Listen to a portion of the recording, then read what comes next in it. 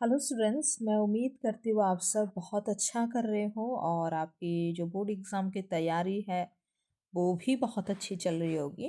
तो जैसे कि आप लोग देख सकते हो, आज के इस वीडियो में हम डिस्कस करेंगे आपके 12th साइकोलॉजी के जो चैप्टर 1 है, वेरिएशन इन साइकोलॉजिकल एट्रीब्यूट्स, उसके रिव्यू क्वेश्चंस। तो देखो, रिव्यू क्वेश्चंस बहुत ज़्यादा इंपॉर्टेंट इसलिए होता है क्योंकि आपका जो सिलेबस है एग्ज़ाम का वो आपके एनसीईआरटी में जो दिया है बस वही है, और रिव्यू क्वेश्चंस आपके वहाँ से ही उठाए गए हैं। तो रिव्यू क्वेश्चन से आपको पता चल जाएगा कि जो टेक्स्ट आपने पढ़ा वहाँ से क्वेश्चंस किस तरीके के बन सकते हैं, किस तरीके के बनेंगे, या फिर साथ में कौन कौन सा टॉपिक है जो इम्पोर्टेंट है। ओके, तो आप लोग मेरा ये चार्ट वगैरह भी देख सकते हो, इसको दिखाने की कोई ज़रूरत नहीं है, पता नहीं आ जाता है। ओके, तो आज का हमारा जो सबसे पहला क्वेश्चन है वो है, how do psychologist characterize and define intelligence. हमने पढ़ा है, इंटेलिजेंस पढ़ा है, इमोशनल इंटेलिजेंस पढ़ा है। तो अब साइकोलॉजिस्ट जो है वो कैसे इंटेलिजेंस को कैरेक्टराइज करते हैं और कैसे डिफाइन करते हैं। ओके, तो psychologist define intelligence as the ability to learn from experience, कि कोई भी बंदा है जो अपने एक्सपीरियंस से सीख सकता है। एडप्ट टू न्यू सिचुएशन, कोई भी नया सिचुएशन हो वहाँ पे वो अपने आप को एडजस्ट कर सकता है, वहाँ की जो नई चीज़ें हैं उनको अडेप्ट कर सकता है खुद में। And understand and handle abstract concept. Abstract का मतलब वो होता है कि जो चीज़ हम खुली आंखों से नहीं देख सकते, things which we can't see with our और थ्रू आवर नेकेड आइज। जैसे कि आप मानो कोई फीलिंग है, हमारी फीलिंग्स है, इमोशंस है, उसको भी एब्स्ट्रैक्ट कहा जाता है क्योंकि उनको हम अपनी खुली आंख से देख नहीं सकते। लेकिन जो बंदा इंटेलिजेंट होगा वो इन्हीं चीज़ों को समझेगा और इनको हैंडल भी कर सकता है। यानी कोई बंदा फीलिंग्स को समझ रहा है दूसरे की, या फिर दूसरे के जो इमोशंस है उनको हैंडल कर सकता है, तो वो इंटेलिजेंट होगा। And use knowledge to manipulate one's environment, और अगर कोई सा भी एनवायरनमेंट हो वहाँ पे अपनी जो पुरानी नॉलेज उसने गेन कर रखा होगा, उस नॉलेज के थ्रू उस सिचुएशन को, उस एनवायरनमेंट को वो अपनी तरीके से मोल्ड कर सकता है। Okay, it encompasses range of cognitive abilities, और ये बहुत तरीके के कॉग्निटिव एबिलिटीज़ को इंक्लूड करता है अपने में, जैसे कि रीजनिंग हो गया, प्रॉब्लम सॉल्विंग स्किल हो गया, and the capacity to acquire knowledge. और जो इंटेलिजेंट होगा उसमें रीजनिंग की पावर होगी, प्रॉब्लम सॉल्विंग की स्किल होगी, और साथ में कोई भी नई नॉलेज हो उसको एक्वायर करने की वो कैपेसिटी होगी। आई होप आंसर बहुत क्लियर है, और आप लोग यहाँ पे देख भी सकते हो कि इसको लिखा कैसे है, तो आराम से देखो, लिखो और समझ तो गई होंगे। ओके, अब हम चलते हैं क्वेश्चन नंबर 2 की ओर। तो क्वेश्चन नंबर 2 क्या कहता है? क्वेश्चन नंबर 2 एक बहुत ही फेमस कॉन्सेप्ट है साइकोलॉजी का, फेमस है और बहुत ज़्यादा इंटरेस्टिंग भी है।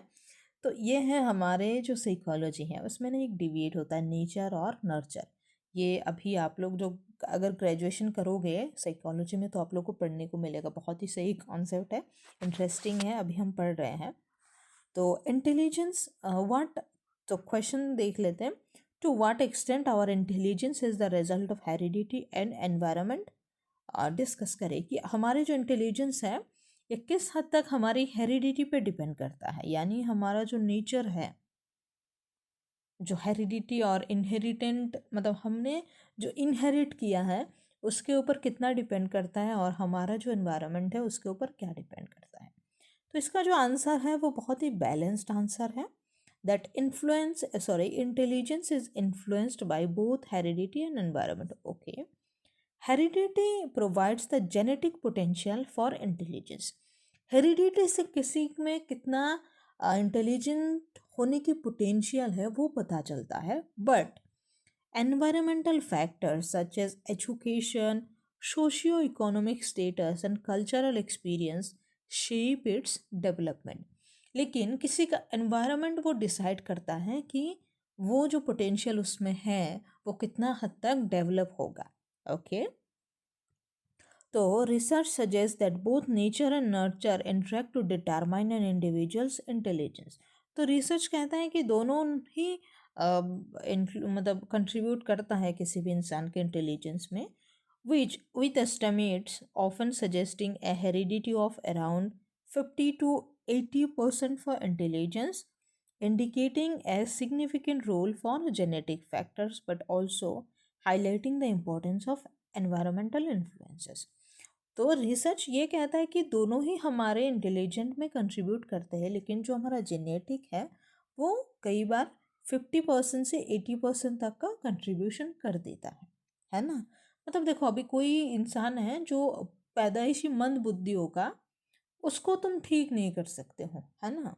लेकिन ये भी है कि कोई बंदा बहुत ही मानो इंटेलिजेंट है, लेकिन वो अभी एक ऐसे एनवायरनमेंट में जहाँ पे उसकी कोई मतलब यूज़ नहीं है, तो वो भी उसमें भी जंग लग जाएगा, है ना। तो आप अपने तरीके से ये समझो कि ये एक बैलेंस्ड अप्रोच होगा कि दोनों का ही बहुत हद तक, बहुत नहीं मतलब दोनों का ही इक्वल कंट्रीब्यूशन रहता है, लेकिन स्टिल हम 50 से 80% समझेंगे कि हमारी जो हेरिडिटी है और इनहेरिटेंस है वहाँ से आता है। ओके, क्वेश्चन नंबर 3 में कहा गया है that briefly explain briefly the multiple intelligence identified by Gardner. तो जो गार्डनर साहब थे उन्होंने आइडेंटिफाई किया कि जो इंटेलिजेंस है ना वो अलग अलग तरीके के हैं, मल्टीपल तरीके के हैं, बहुत ज़्यादा है। अब क्या है वो हम देख लेते हैं। तो ये जहाँ जो लिखा है आप लोग देख लेना। सबसे पहला है लिंग्विस्टिक इंटेलिजेंस, क्योंकि इसका पीडीएफ आपको मिलने वाला है। पीडीएफ जो है उसको डाउनलोड करने के लिए आप ज्वाइन करो व्हाट्सएप चैनल, नीचे डिस्क्रिप्शन में लिंक दिया है। ओके, तो जो सबसे पहला इंटेलिजेंस है वो है linguistic intelligence. Sensitivity to spoken and written language, किसी का लैंग्वेज में पकड़ कितनी है, वो कितने अच्छे से बोल सकता है, लिख सकता है किसी लैंग्वेज को, वो है लिंग्विस्टिक इंटेलिजेंस। फिर है लॉजिकल मैथमेटिकल इंटेलिजेंस। नाम से पता चल रहा है कि ability to analyse problems logically and carry out mathematical operation. कोई बंदा ऐसा होता है जो साइंस में मैथ्स में बहुत ज़्यादा इंटेलिजेंट होता है, तो वो आ गया लॉजिकल मैथमेटिकल इंटेलिजेंट में। फिर और भी है, और है स्पैटियल इंटेलिजेंस। स्पैटियल इंटेलिजेंस का मतलब होता है ability to think in three dimensions and visualise spatial relationship. तो स्पैटियल का मतलब होता है एकदम इमीडिएटली, मतलब कुछ हुआ और वो जो एक हम कहते हैं ना क्या कहते हैं उसको, हाँ, प्रेजेंस ऑफ माइंड। तो प्रेजेंस ऑफ माइंड जो है ना वो स्पैटियल इंटेलिजेंस में आता है कि कुछ हुआ और किसी ने इमीडिएटली कुछ सोचा उसके बारे में। कुछ प्रॉब्लम हुआ तो उसका सॉल्यूशन किसी ने इमीडिएटली सोचा, मतलब वो अलग अलग डायमेंशन में सोच सकता है, तो उसको हम कहेंगे स्पेटियल इंटेलिजेंस। ओके, उसके बाद है म्यूजिकल इंटेलिजेंस। पता चल रहा है skill in performance, composition, appreciation of musical patterns, उसका म्यूज़िक वगैरह में अच्छा वो रहेगा। फिर है bodily kinaesthetic intelligence, ability to use one's body effectively for expression और टू सॉल्व प्रॉब्लम। जैसे जो फिजिकली मानो बहुत ज़्यादा स्ट्रांग होते हैं, उसमें हम कहेंगे कि बॉडीली काइनेस्टिक इंटेलिजेंट है, यानी वो अपनी जो बॉडी जो है, बॉडी की जो फुल पोटेंशियल है उसको यूज़ कर सकता है किसी भी तरीके की चीज़ों को एक्सप्रेस करने के लिए या फिर प्रॉब्लम को सॉल्व करने के लिए। ओके, उसके बाद आता है इंटरपर्सनल। तो इंटरपर्सनल का मतलब होता है capacity to understand interact effectively with others. कि कोई इंसान होता है जो मानो बहुत समझदार होता है, बहुत अंडरस्टैंडिंग होता है, दूसरे के साथ वो बहुत अच्छा एक तालमेल बिठा लेता है, वो होता है इंटरपर्सनल इंटेलिजेंस। एक होता है इसका उल्टा कि इंट्रापर्सनल। इंट्रापर्सनल का मतलब होता है खुद के साथ खुद का रिश्ता कैसा है, ability to understand oneself and one's thoughts and feelings. Okay, मतलब खुद को वो कितनी अच्छे तरीके से समझ सकता है। फिर है नेचुरलिस्टिक इंटेलिजेंस। तो ability to recognise and categorise plants, animals and other aspects of environment. जो नेचर से बहुत कनेक्टेड है, नेचर को बहुत अच्छे तरीके से समझता है, नेचर के पैटर्न को, उसमें हम कहेंगे कि नेचुरलिस्टिक इंटेलिजेंस ज़्यादा है। ओके, अब है हमारा क्वेश्चन नंबर 4। तो अब है हमारा क्वेश्चन नंबर 4। क्वेश्चन नंबर 4 कहता है how does triarchic theory help us to understand intelligence. की ट्रायर्क थ्योरी जो है वो हमें इंटेलिजेंस को कैसे समझने में मदद करता है। तो जो ट्रायर्क थ्योरी है वो बेसिकली कहता है कि जो इंटेलिजेंस है वो 3 तरीके के कंपोनेंट से मिलके बना हुआ है। सबसे पहला है एनालिटिकल कंपोनेंट, क्रिएटिव कंपोनेंट और फिर है प्रैक्टिकल कंपोनेंट। मतलब 3 तरीके के जो कंपोनेंट्स होते हैं जिनके अंदर इंटेलिजेंस आता है। ओके और ये जो थ्योरी है ये सिर्फ और सिर्फ एकेडमिक तक ही सीमित नहीं है। It is not just limited to academic skills but also includes creativity and practical problem solving. क्योंकि आप यहाँ पे देखो प्रैक्टिकल नॉलेज लिखा है, एनालिटिकल नॉलेज लिखा है, क्रिएटिव नॉलेज लिखा है। तो जो एनालिटिकल इंटेलिजेंस है, एनालिटिकल जो कंपोनेंट है उससे हमें हमारे एकेडमिक्स में हेल्प मिलती है। जो क्रिएटिव है उस पर उससे हमारे अंदर जो एक आर्टिस्टिक जो एक फीलिंग रहती है या फिर जो पार्ट रहता है उसके एक्सप्रेशन में मदद मिलता है। और साथ में जो प्रैक्टिकल है कंपोनेंट उससे ऑफ कोर्स हमारी जो रियल लाइफ सिचुएशंस है, जो डेली लाइफ सिनारियो है वो सॉल्व हो पाता है। ओके सो हम ये देख लेते हैं इसको। अरे थोड़ा सा स्किप, नहीं स्किप तो नहीं हुआ है, चलो। सो okay consists of 3 components: analytical intelligence, the ability to analyze, evaluate and compare information। किसी भी इंफॉर्मेशन को हम एनालाइज कर सकते हैं, इवेल्यूएट कर सकते हैं और उसके जो इंफॉर्मेशन हमें मिला हुआ है उसको हम कंपेयर कर सकते हैं ताकि हम कोई भी एक निष्कर्ष, कोई भी कंक्लूशन निकाल सके। और अगर ये एबिलिटी हमारे में है तो हम कहेंगे एनालिटिकली हम इंटेलिजेंट है, इंटेलिजेंट नहीं इंटेलिजेंट है। और ट्रायर्क थ्योरी का एक कंपोनेंट है एनालिटिकल इंटेलिजेंस। अब दूसरा कंपोनेंट है creative intelligence, the capacity to create, invent and discover new ideas and solution. Creative सबको पता है। और तीसरा है practical, the ability to apply knowledge to real world situations and adapt to changing environment.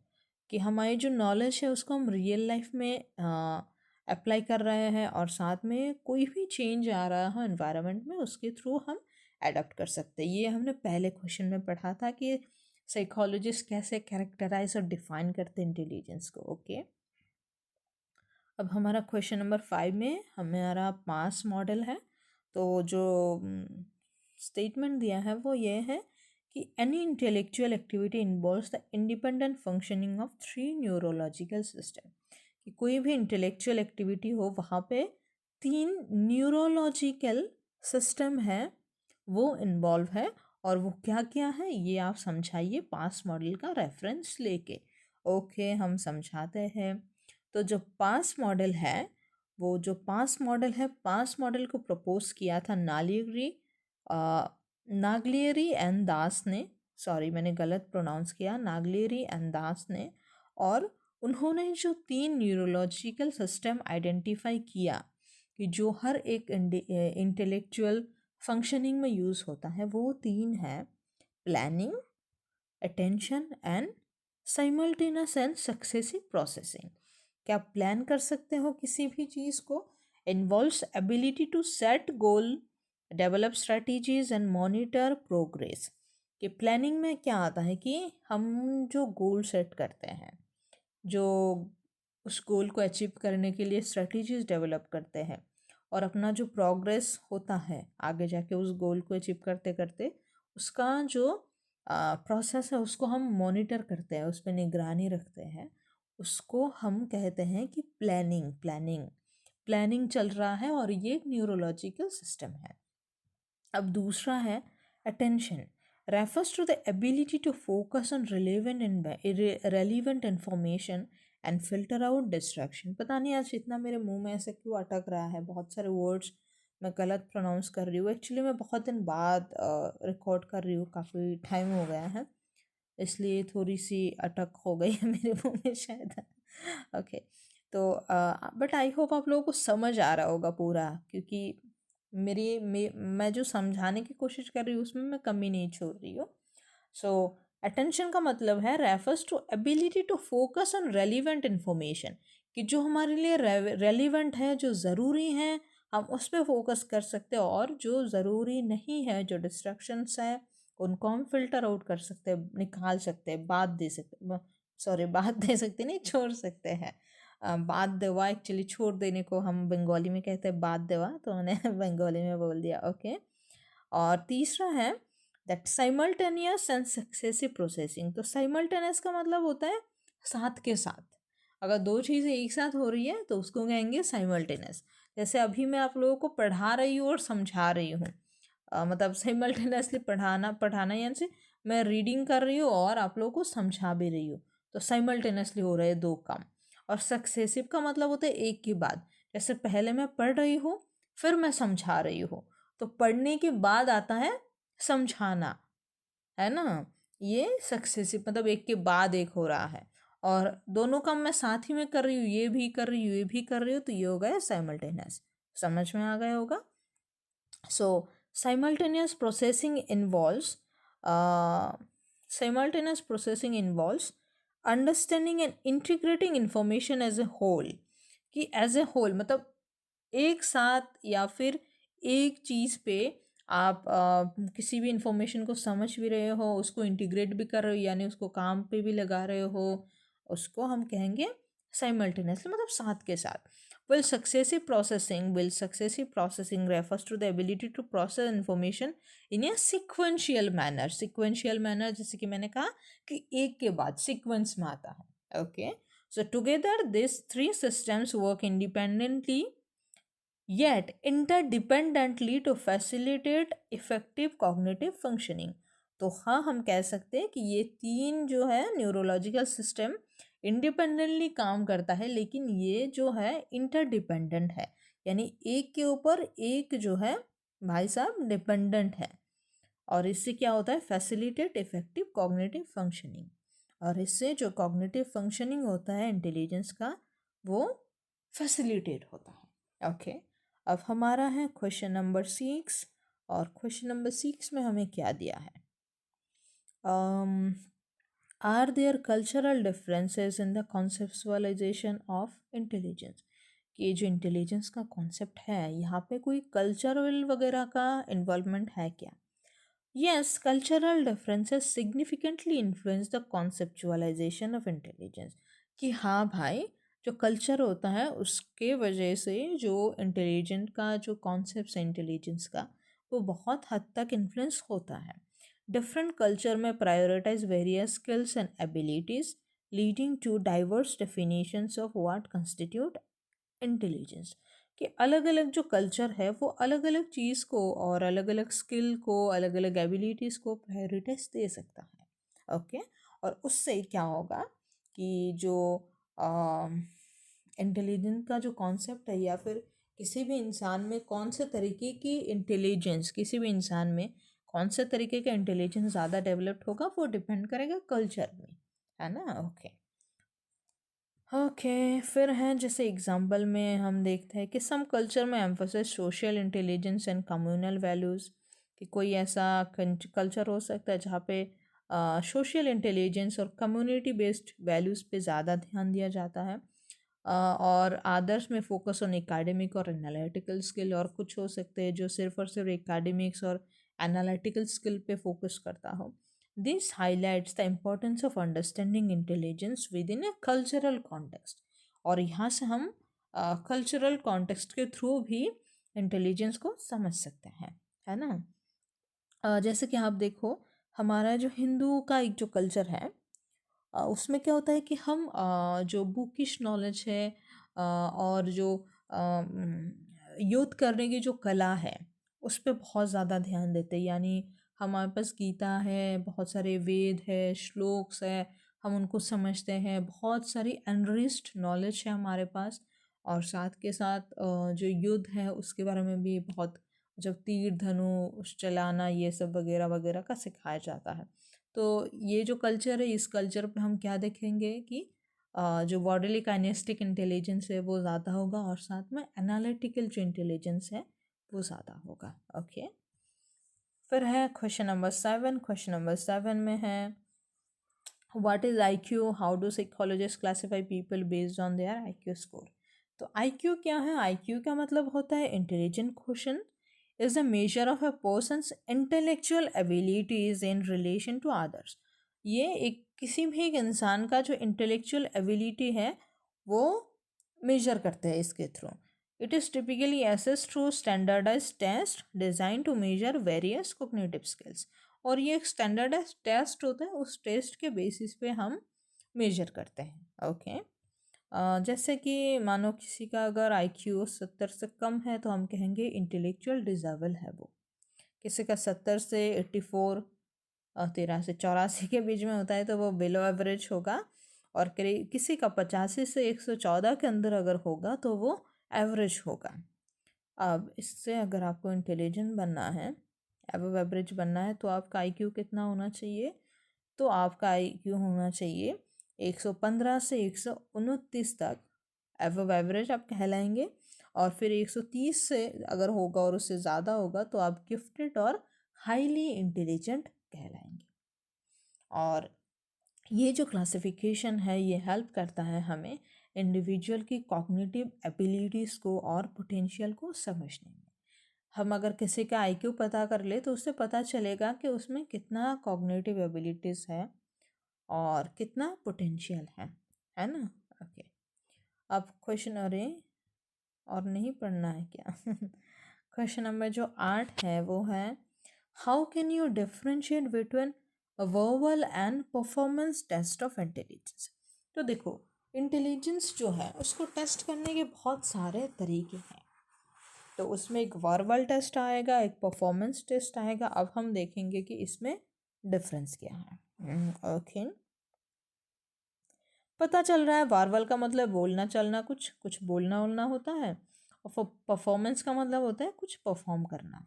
तो जब अगर कुछ नहीं आ रहा होगा ना आंसर में, तो जो आप समझ रहे हो उसको ना आप थोड़ा बहुत लिख सकते हो, बोलना या फिर और इसमें होता है कुछ करना। वोवल का मतलब बोलना और कुछ करना। ओके, तो अगर कुछ भी नहीं समझ आ रहा हो तो जो आपको समझ आ रहा है क्वेश्चन में जो वर्ड है उसका जो मतलब है उसमें भी थोड़ा बहुत आप लिख सकते हो। अगर टीचर बहुत अच्छा होगा मेरी तरह, सॉरी बहुत अच्छी होगी मेरी तरह, तो हो सकता है मार्क्स दे दे। हाँ, verbal test of intelligence, verbal test of intelligence primary assess language based skills including vocabulary, reading comprehension and verbal reasoning। तो पता चल रहा है कि वर्बल में मोस्टली लैंग्वेज बेस्ड स्किल होंगे, जहाँ पे हम वोकाबुलरी टेस्ट करेंगे, रीडिंग कंप्रीहेंशन टेस्ट करेंगे और वर्बल रीजनिंग टेस्ट करेंगे। These tests often requires individual to understand and manipulate language to solve problems। और ये जो टेस्ट है ये बहुत बार ये देखता है कि कोई इंसान उस लैंग्वेज को जान के या फिर उस लैंग्वेज को समझ के कोई प्रॉब्लम सॉल्व कर सकता है या नहीं। Example include vocabulary test and analogies. Okay, जहाँ पे वोकाबुलरी टेस्ट होंगी, एनालॉजीज होंगे, आपके एग्जाम्पल में आप लोग लिख सकते हो। In contrast performance test evaluate non verbal skills, non verbal skills, मेरे प्रोनाउंसिएशन को क्या हो गया आज, and problem solving abilities to tasks that do not rely on language। और यहाँ पे टास्क होगा लेकिन जो कि लैंग्वेज पे डिपेंड नहीं करेगा।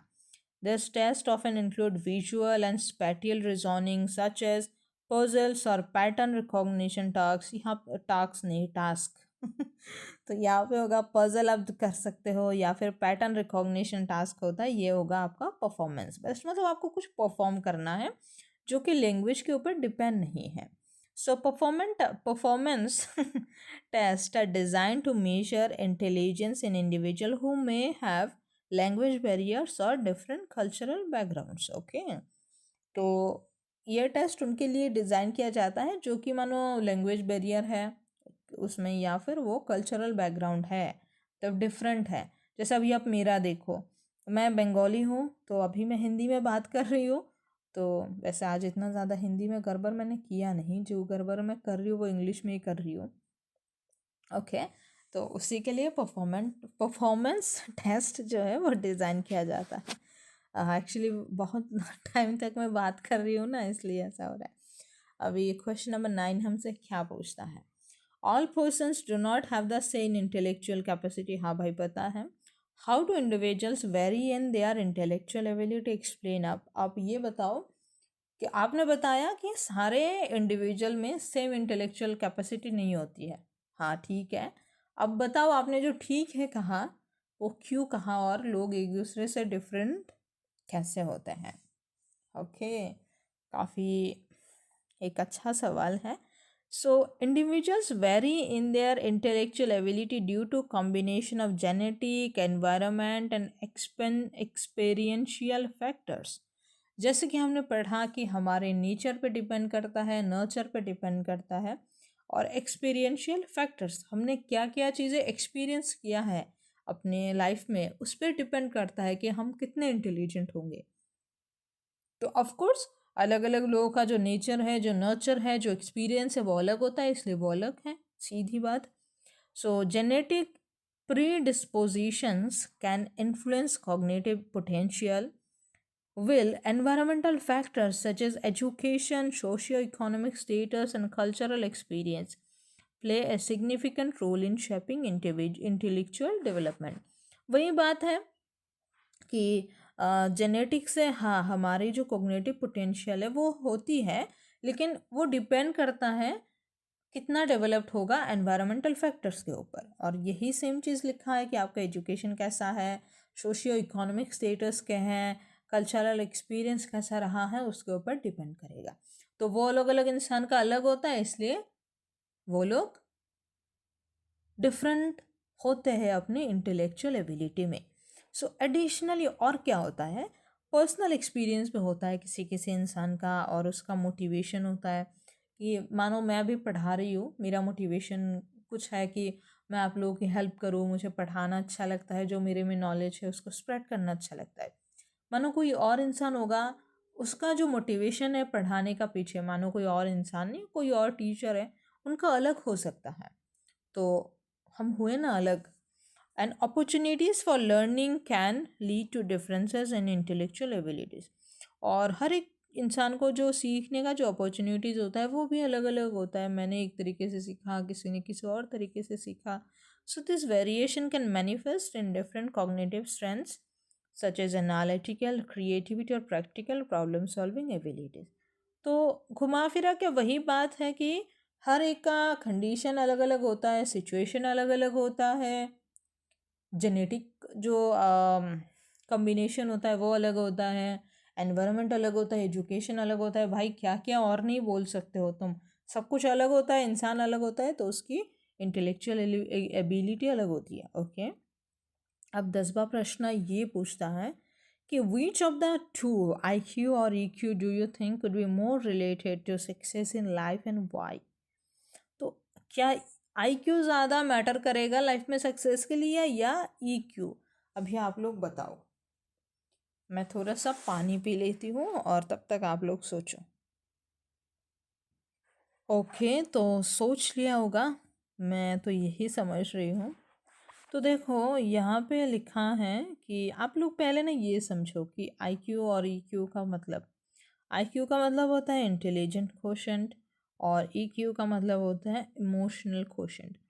तो देखो, पढ़ाई लिखाई में आप बहुत होनहार हो, आपका IQ बहुत ज़्यादा है, आपका मार्क्स बहुत अच्छा है, आपको उसके दम पे एक अच्छा जॉब मिल गया होगा, है ना, आपको एक अच्छा पोजीशन मिल गया होगा, आपने बहुत एक अच्छा एग्ज़ाम क्रैक कर लिया, अच्छी जगह आप चले गए. लेकिन वहाँ जाकर अगर अगर आपका लोगों के साथ बात करना नहीं आया, आपने ना खुद को समझा, आप ना खुद को समझ सकते हो, ना लोगों की फीलिंग्स को समझ सकते हो, लोगों के साथ आप इंटरेक्ट नहीं कर सकते हो, उनसे तालमेल बैठा के एडजस्ट नहीं कर सकते हो, तो क्या आप सक्सेसफुल ज़्यादा देर तक रह पाओगे कि नहीं? ऑफ कोर्स नहीं. तो इसीलिए EQ हम कहेंगे कि ज़्यादा ज़रूरत है, हालांकि IQ भी ज़रूरत है, लेकिन नहीं तो क्या होगा, आपको बहुत अच्छे से बात करना आता है लोगों से, ओके, लेकिन आपको ऐसी जगह मिली नहीं, आप ऐसी जगह पहुंच ही नहीं सकते हो जहाँ पे लोगों से बात करने की जो स्किल है आपकी वो काम आ सके. तो क्या होगा, कोई मतलब नहीं बैठता ना. ओके, तो हम देख लेते हैं आंसर में लिखा क्या है, आप लोगों ने पढ़ लिया होगा. So will both IQ and EQ contribute to success in life? Many argue that EQ may be more closely related to overall success. तो EQ जो है हम कहेंगे कि ओवरऑल सक्सेस के लिए थोड़ा ज़्यादा इम्पोर्टेंट है, because EQ encompasses the ability to understand and manage one's emotions, empathize with others and navigate social complexities. कि आप लोगों को एम्पैथाइज कर सकते हो, लोगों के लिए आपके मन में एम्पैथी आएगा और आपका जो भी सोशल कॉम्प्लेक्सिटी आएगा उसको आप नेविगेट कर सकते हो जब आपका EQ ज़्यादा होगा। Okay, so these skills are crucial for building relationships, effective communication and leadership, which are often key factors in personal and professional success. In contrast, IQ primarily measures cognitive abilities and problem solving skills, which, while important, may not be sufficient for achieving success in interpersonal and emotional context. वही है कि interpersonal जो field है, जो scope है, वहाँ पर हो सकता है आपको इतना सक्सेस ना मिले अगर आपका EQ ज़्यादा नहीं है। इंटरपर्सनल का मतलब क्या है कि लोगों को आप समझ रहे हो, आप लोगों के इमोशन को समझ रहे हो, और जो इमोशनल कॉन्टेक्स्ट होगा वहाँ पे भी आप अच्छा परफॉर्म नहीं कर सकते हो अगर आपका EQ कम होगा, है ना। वो एक आपने सीरीज़ देखा होगा, एस्पिरेंट करके एक सीरीज़ है TVF का, जो UPSC लाइफ के ऊपर बेस्ड है। तो वहाँ पे ना लास्ट में एक ऐसा लेसन दिया जाता है कि आप सक्सेसफुल हो तो जाओगे, लेकिन अगर आपके पास कोई ऐसा रिश्ता नहीं होगा जिसके साथ आप उस सक्सेस को सेलिब्रेट कर सकते हो, तो उसका कोई मतलब नहीं बैठता है। या फिर मतलब बैठता है आपके पर्सनल लाइफ के लिए, आपके खुद के लिए मतलब बैठता है, लेकिन थोड़े टाइम बाद वो आपको मतलब मीनिंगलेस लगने लगता है। ये आप खुद ने भी नोटिस किया होगा, अभी नहीं किया होगा ना तो आगे करोगे, क्योंकि धीरे धीरे उम्र बढ़ रही है और आगे आगे होता है क्या देखो। So how is aptitude different from interest and intelligence, how is aptitude measured. तो दो सवाल है, या ये दो क्वेश्चंस हैं, अलग अलग अलग करके भी आ सकता है। ओके, सो एप्टीट्यूड क्या है और इंटरेस्ट से ये डिफरेंट कैसा है, और इंटेलिजेंस से भी डिफरेंस कैसा है, और एप्टीट्यूड को मेजर कैसे करते हैं। तो मेजर तो हम बाद में करेंगे, पहले समझ तो ले कि ये क्या होता है। सो aptitude refers to an individual's natural ability or potential to learn or excel in specific areas such as mathematics, music और sports। तो किसी में उसकी नेचुरली वो कैपेबिलिटी उसमें है कि नहीं, किसी भी चीज़ को सीखने का या फिर उसको परफॉर्म करने का, उस फील्ड में, उस एरिया में एक्सेल करने को, उसको हम कहेंगे एप्टीट्यूड। और एप्टीट्यूड हमारी जेनेटिक जो कॉम्बिनेशन है, जो हेरिडिटी और इनहेरिटेंस है, उसके ऊपर डिपेंड करता है ना। और it differs from interest which is a person's preference और enthusiasm for a particular activity और subject, and from intelligence which encompasses a broader range of cognitive abilities. तो ये डिफरेंट कैसा हुआ कि एप्टीट्यूड का मतलब होता है किसी का इंडिविजुअल का नेचुरल एबिलिटी है, वो अपने आप नेचुरल है, प्रकृति का दिया हुआ है, धरती माँ का खुद का देन है, उसमें वो एबिलिटी अगर आया है। और इंटरेस्ट क्या है, इंटरेस्ट है किसी का खुद का प्रेफरेंस। मेरा इंटरेस्ट है टीचिंग में, आपका इंटरेस्ट हो सकता है फुटबॉल में, आपका इंटरेस्ट हो सकता है रील बनाने में, वीडियोस बनाने में, वो आपकी मर्जी होगी, वो आपका पर्सनल चॉइस होगा। और इंटेलिजेंट तो खैर बहुत सारी एबिलिटी से बन के आती है, तो इसीलिए जो एप्टीट्यूड है ये इंटरेस्ट से और इंटेलिजेंस से डिफरेंट है। ओके, अब हम देखते हैं कि ये इस एप्टीट्यूड को हम, अरे भाई बहुत सारा क्वेश्चन है, ओ नहीं नहीं ये ही है, मुझे लगा 11 नंबर लास्ट है। ओके, अब एप्टीट्यूड को मेजर कैसे करेंगे। So aptitude is often measure through standardised test design to assess specific skills. So standardised test होता है जिसके थ्रू हम डिफरेंट डिफरेंट एरियाज़ को मेजर करते हैं कि एरियाज़ में उसका पोटेंशियल क्या है। जैसे कि एरियाज़ में आएगा आपका verbal reasoning, numerical ability, mechanical skills, ऐसे बहुत सारे। So this test help to predict an individual's likelihood of success in particular field और टास्क। और ये जो टेस्ट है, ये इससे हम ये प्रेडिक्ट कर सकते हैं कि किसी भी पर्टिकुलर फील्ड में या फिर किसी पर्टिकुलर टास्क को कोई इंसान कितना अच्छे से परफॉर्म कर सकता है, या फिर वो उसमें कितना हद तक सक्सेसफुल हो सकता है। ओके, अब हमारा लास्ट है कि क्रिएटिविटी कैसे इंटेलिजेंस से रिलेटेड है। तो हमने क्रिएटिव इंटेलिजेंस तो पढ़ा ही है, तो देखो क्रिएटिविटी इंटेलिजेंस से कैसे रिलेटेड है ये मैं बताती हूँ। कोई बंदा, मतलब कोई इंसान अगर जितना ज़्यादा इंटेलिजेंस होगा उसमें उतनी एबिलिटी होगी नॉलेज एक्वायर करने में, और किसी के पास जितना ज़्यादा नॉलेज होगा वो उस नॉलेज को, उन डॉट्स को कनेक्ट करके अपना खुद का कुछ क्रिएट कर सकता है, कुछ इन्वेंट कर सकता है। तो इसी तरीके से क्रिएटिविटी जो है वो इंटेलिजेंस से रिलेटेड है। ये तो हमने समझा वर्बली। अब हम इसमें पढ़ते हैं ओके कि आंसर में क्या लिखा है और हमें एग्ज़ाम में क्या लिखना है। 40 मिनट का वीडियो बन जाएगा लगता है, बट अगर आप लोगों का काम आता है ना तो बहुत काम की चीज़ है ये। So creativity and intelligence are interconnected but distinct contrast. ये कनेक्टेड है लेकिन डिस्टिंक्ट भी है, अलग भी है। So intelligence often involves the ability to solve problems. So intelligence क्या है कि ability to solve problems, think critically and understand complex factors या फिर complex concepts. Well creativity refers to the ability to generate novel and valuable ideas और solution. और creativity है किसी भी आइडिया को या फिर सॉल्यूशन को जनरेट करना। तो एक तो है किसी चीज़ को समझना और एक है जनरेट करना। तो इंटेलिजेंस का मतलब होता है समझना और क्रिएटिविटी का मतलब होता है जनरेट करना। Okay, so research suggest that higher level of intelligence can facilitate creative thinking as individuals with strong cognitive abilities may be better equipped to make connection between disparate ideas। तो मैंने जो कहा कि किसी भी इंसान जितना ज़्यादा इंटेलिजेंट होगा वो उतनी ज़्यादा नॉलेज एक्वायर करेगा, और उन नॉलेज को एक्वायर करके हो सकता है कुछ बहुत ही ज़्यादा तो अलग अलग फील्ड में उसने कनेक्शन बैठा लिया और कुछ नया क्रिएट कर लिया, तो हो गया वो क्रिएटिव। ओके, तो बस यहाँ तक ही था, और यहाँ तक ही नहीं है, अभी और है तो यही नहीं, अभी और पढ़िए और सुनिए सो however creativity also relies on divergent thinking, which is the ability to think outside conventional framework। तो creativity divergent thinking भी है, जो out of the box जाके सोचना है। So thus while intelligence can enhance creativity, it is not the sole determinant। Factors such as personality, motivation, and environmental influences also play a significant role। तो हाँ, ये intelligence है, depend करता है creativity में, लेकिन इंटेलिजेंस ही एकमात्र फैक्टर नहीं है जो क्रिएटिविटी को पुश करता है। बहुत सारी और भी हैं फैक्टर, जैसे कि पर्सनालिटी हो गया, मोटिवेशन हो गया, एनवायरमेंटल इन्फ्लुएंस हो गए, है ना।